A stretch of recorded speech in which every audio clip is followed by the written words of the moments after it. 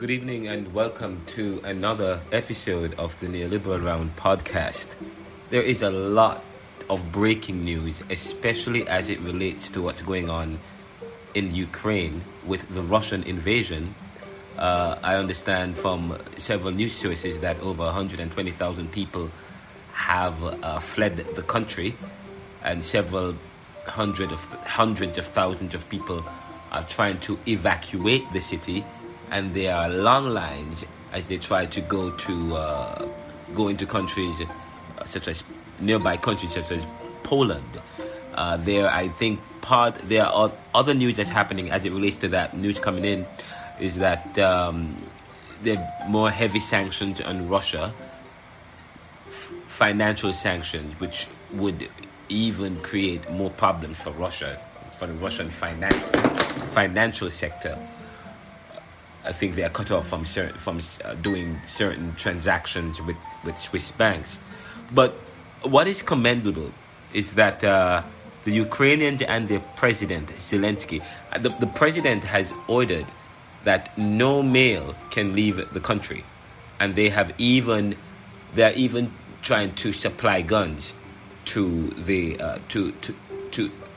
residents, to the men, to arm all the citizens or the men there, so that they can stave off or fight off the Russians. They're doing makeshift weapons and bombs, petrol cocktail bombs, and they're even the residents. They're building those and giving them to the army.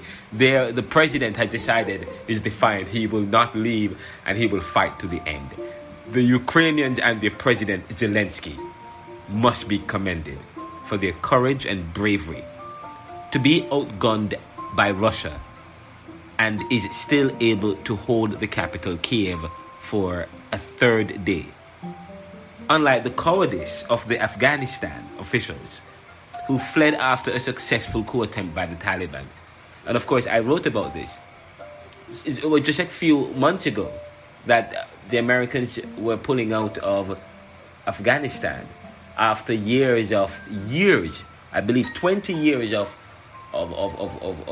strategically investing and spending on the Afghanistan against the Taliban and extremists. And as soon as the Americans decided that they would leave, the officials fled the island, fled the country. And of course, the Taliban is now in charge. But that's not what we're hearing. And I'm going to play something that I just heard from CNN. Local residents had prepared and brought to them as a sort of last weapon to sort of fend off any big Russian push into the city. And it's extraordinary the kind of people that had taken up. They had rocket launchers and they had petrol bombs, Molotov cocktails that the local residents had prepared and brought to them as a sort of last chance weaponry to sort of fend off any big Russian push into the city. And it's extraordinary the kind of people that had taken up arms. There were waiters. One of the people I spoke to worked in a restaurant. The other one was a banker, and another one was an economic analyst.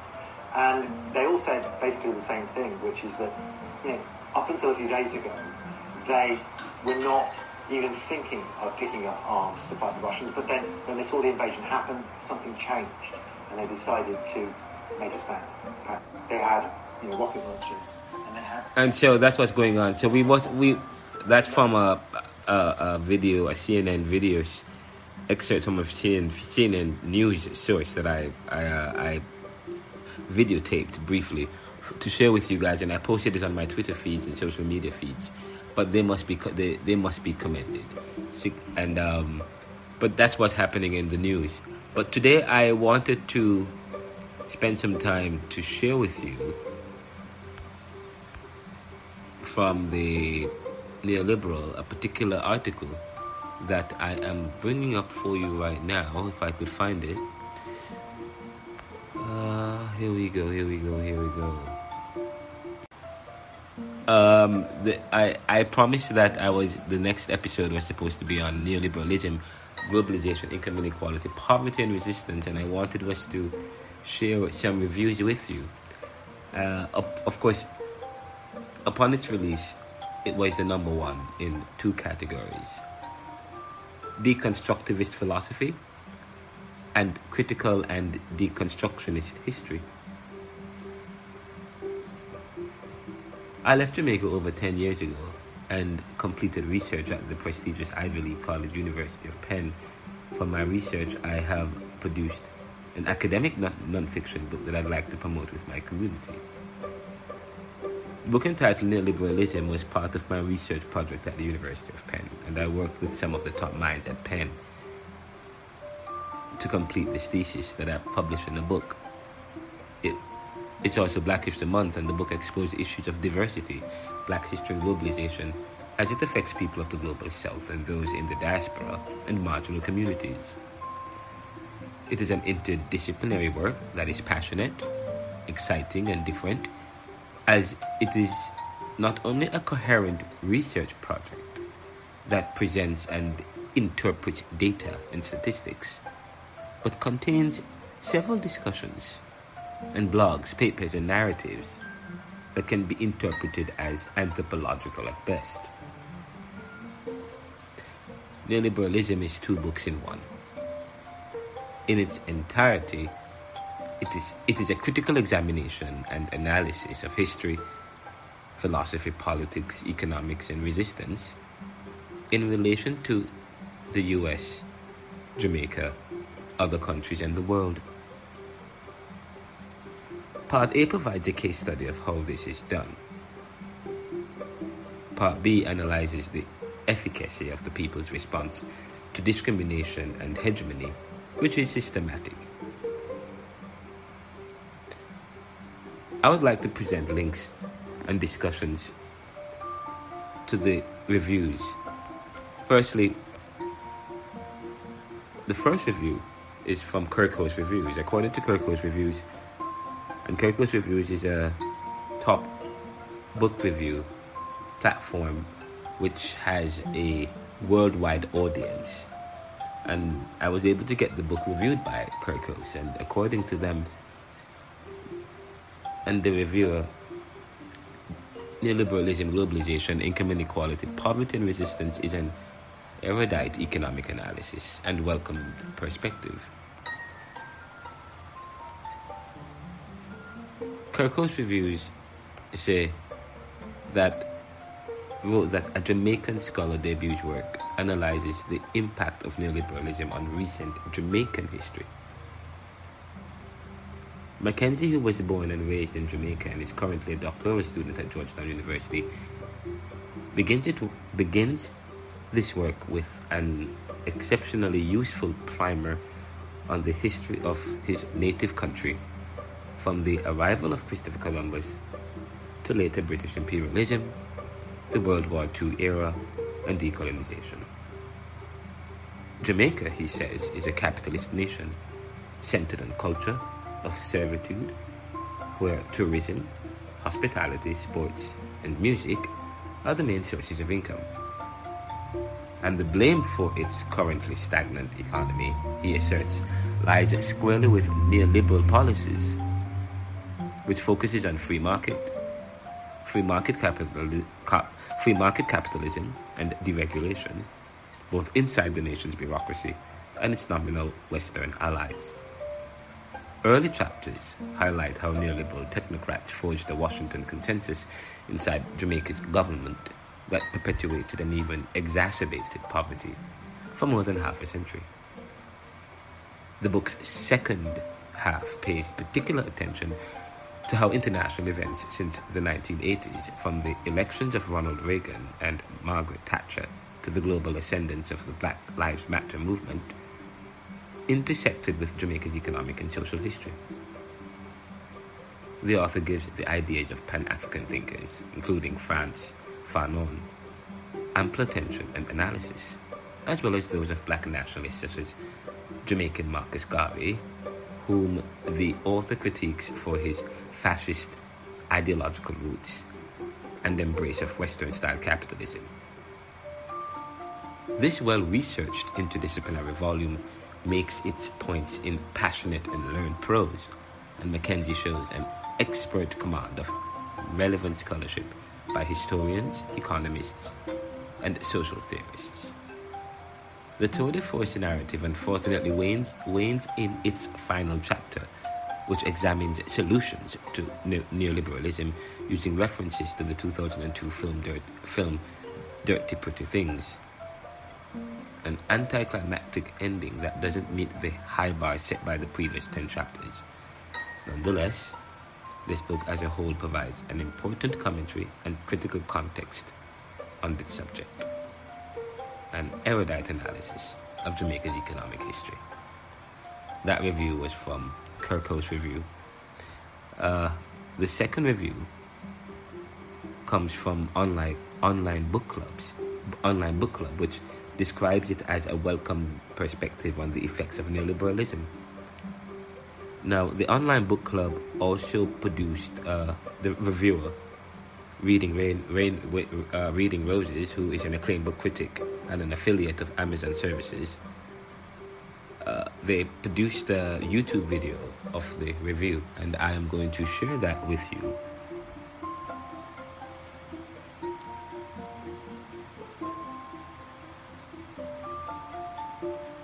Going to read the book review of Neoliberalism, Globalization, Income Inequality, Poverty and Resistance by Ronaldo C. Kenzie. The author, Ronaldo C.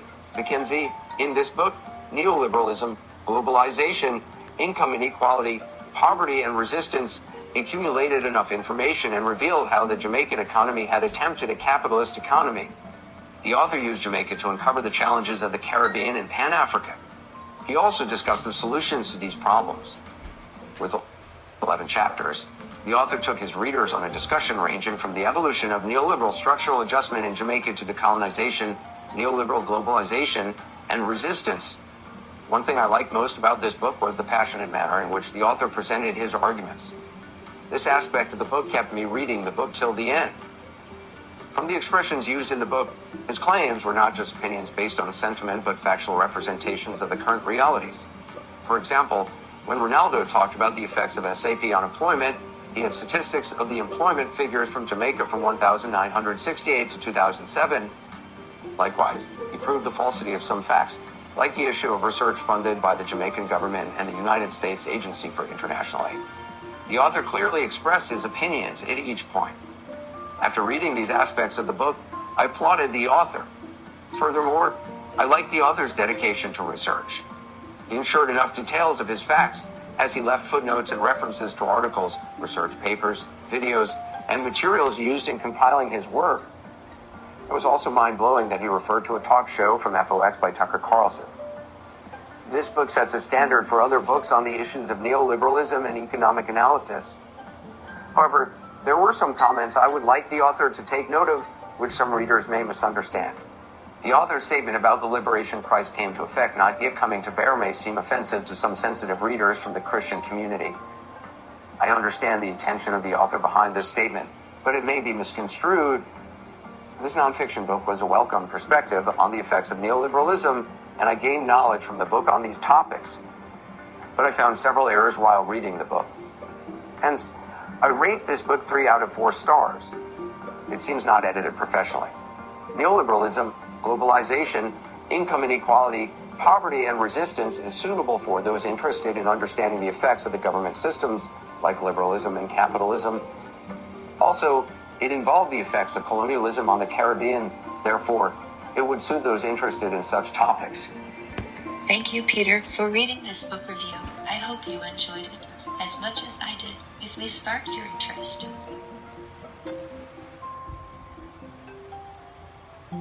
That was online book club Reading Rainbow critique of the review of the book, giving it 3 out of 4 stars, which I guess I need to respond to that. We're doing a revised edition of the book, and we are responding to some of the editorial issues. We have already started some of the re-editorial work, and it is available on Amazon and from Ingram Spark and several other outlets, or you can actually get the book directly from me. But we have responded to some of the editorial issues, which the book is available in actually several different platforms and is also on the Audible, which you can get an excerpt of the Audible right here on you can get an excerpt if you go to one of our episodes. I think I play that for you. And another review of the book was done by Professor Martin Oppenheimer, who is author of several groundbreaking works, including the Hate Handbook. He's also written State of Modern America, and he's also edited several works. He's actually Professor Emeritus at the university, at Rutgers University, and he's retired from University of Pennsylvania.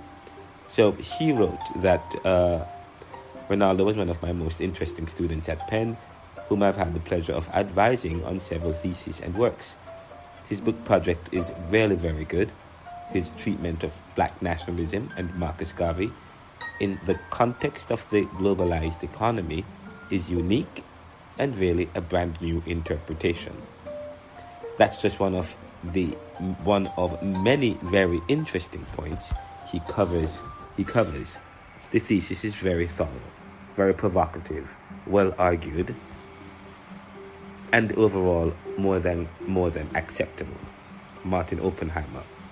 So that's one of a scholarly review by one of my professors at Pennsylvania. Now, of course, I'd be honored to discuss this book with you in more detail. The book is available in all formats all over the world via Amazon, Barnes & Noble, Kobo. Except in Jamaica and the Caribbean, it's available in various platforms and can be obtained through our Ingram Spark printers, however.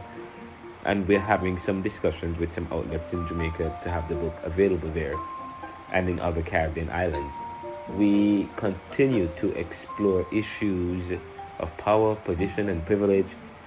You can check out my academia.edu website, rmckenzie.academia.edu, for more discussions on issues of power and inequality, justice, and so on and so forth.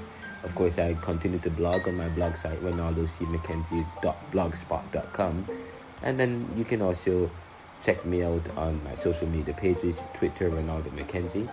I'm on Facebook as well, Instagram, and on LinkedIn. I have a website which we are trying to recover the content. We have recovered some of the content, but we're going to work on the website so that it's more available and accessible and more user-friendly and easy to navigate. We've heard from your comments and we are going to respond to them.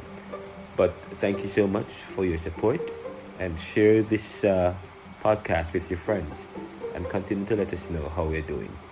Have a great day.